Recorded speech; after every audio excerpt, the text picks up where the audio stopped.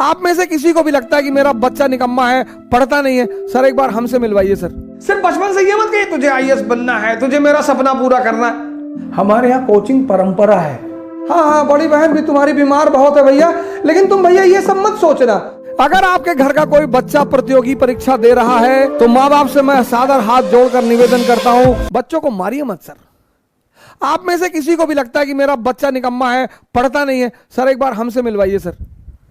Sir दिशा दिशा sir, मारने से कुछ नहीं होता सर, मारिए मत। मैं राजेश पांडे जी को इसीलिए और बड़ी इज्जत करता हूं, उनका बेटा है, अपने बेटों को प्रोत्साहित करते रहते हैं। कोई बात नहीं, एक अटेम्प्ट नहीं हुआ कोई बात, उनकी बेटी आईएएस क्वालिफाई कर चुकी, बेटा एक अटेम्प्ट नहीं हुआ कोई बात, दूसरा अटेम्प्ट लो, तीसरा अटेम्प्ट लो, चौथा अटेम्प्ट लो। मैंने ऐसे कई सारे पेरेंटों को देखा, एक अटेम्प्ट नहीं हुआ, कूद के गर्दन पकड़ ली बच्चे की। सर प्रतियोगी परीक्षा मतलब प्रेशर। और मान लीजिए बच्चे का नहीं हुआ और अगर मां बाप कहते कोई बात नहीं बेटा, 10 बार नहीं होगा तो भी तुझे खिलाएंगे, सर उसका बहुत असर पड़ता है सर। अगर आपके घर का कोई बच्चा प्रतियोगी परीक्षा दे रहा है तो मां बाप से मैं सादर हाथ जोड़कर निवेदन करता हूं, वो प्रेशर में है, उस पर दूसरा प्रेशर मत बनाइए। हमारे एक दोस्त हैं सचदेवा साहब, उनकी बेटी है सुमेधा सचदेवा, पौड़ी से। सर मैं तो सोचता हूं ऐसे बाप हर आदमी को मिलना चाहिए। मतलब सुमेधा सचदेवा के जो पिताजी है ना सर, मतलब वो बेटी को तो अरे ठीक है हो जाए साहब, बिजनेस कर रहे हैं, ये करेगी, इंडस्ट्री लगाएगी, प्रेशर नहीं देते सर, पूछते ही नहीं सर। सर प्रतियोगी परीक्षा मतलब दबाव। प्रतियोगी परीक्षा मतलब दबाव।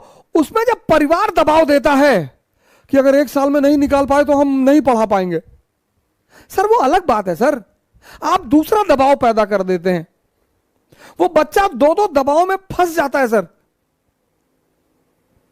21 साल कितनी उम्र होती है सर? आप सोचिए, आप 21 साल में कितने बड़े बड़े फैसले करते थे। और जब आप मजबूरी में कोई काम करते हैं, उस काम के सफल होने की संभावना 0 के बराबर भी नहीं होती। सिर्फ बचपन से ये मत कहिए तुझे आईएएस बनना है, तुझे मेरा सपना पूरा करना है, ये सब मत करिए सर। उनका मानसिक विकास कराइए सर।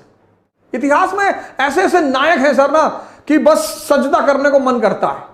आप इतिहास पढ़ो, आप इतिहास सब्जेक्ट अगर आपका नहीं रहा ना, तो आप नेहरू जी ने एक किताब लिखी है, भारत एक खोज, पढ़ो sir. Glimpses of world history, 2 किताब उनकी पढ़ो sir. Glimpses of world history कोई किताब नहीं है सर। जब वो जेल में थे तो अपनी बेटी को लेटर लिखते थे, तो उस लेटर में विश्व इतिहास की घटनाएं लिखते थे।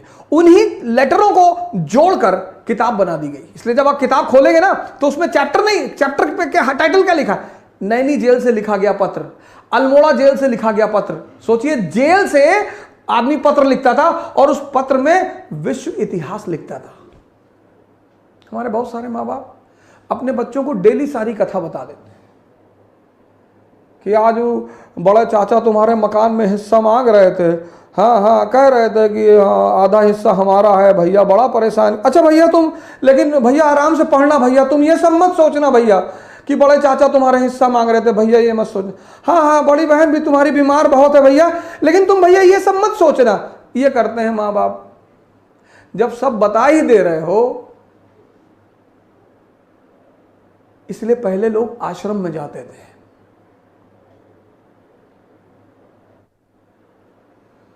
परिवार से कट ऑफ हो जाते थे, तो पता ही नहीं चलता था कि परिवार में क्या हो रहा है।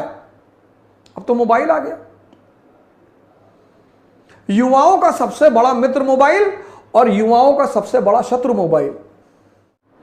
इस देश में एक और खराबी है, बहुत बड़ी पागलपन। अगर गांव में एक लड़का इलाहाबाद चला गया तो पूरा गांव जाएगा। हम 12th पास किए तो मेरी माता जी ने कहा कि पीएमटी की कोचिंग कर लो। हम कहा पीएमटी, हर इतनी मुश्किल से पास हुए, इंटर कर रहे हो, पीएमटी कोचिंग कर लो। कहीं नहीं नहीं, डॉक्टर बनना है।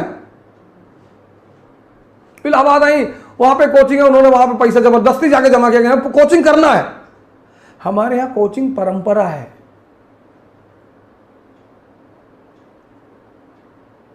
माँ बाप सोचते हैं कोचिंग चला जाएगा, कम से कम शहर छोड़ेगा, बवाल टलेगा, घर में रहेगा, सुबह 6 बजे बुलेट निकाल लेगा, उस पर आगे लिखा लेगा महाकाल, गोछा गोछा बांध के शहर में टहल रहा, कुछ बदतमीजी ही करेगा। क्या कोचिंग, कोटा भेज दो, कोटा बिल्कुल भेजो। पहले उससे बैठो, बात करो, पूछो कि न्यूटन का पहला नियम आता है।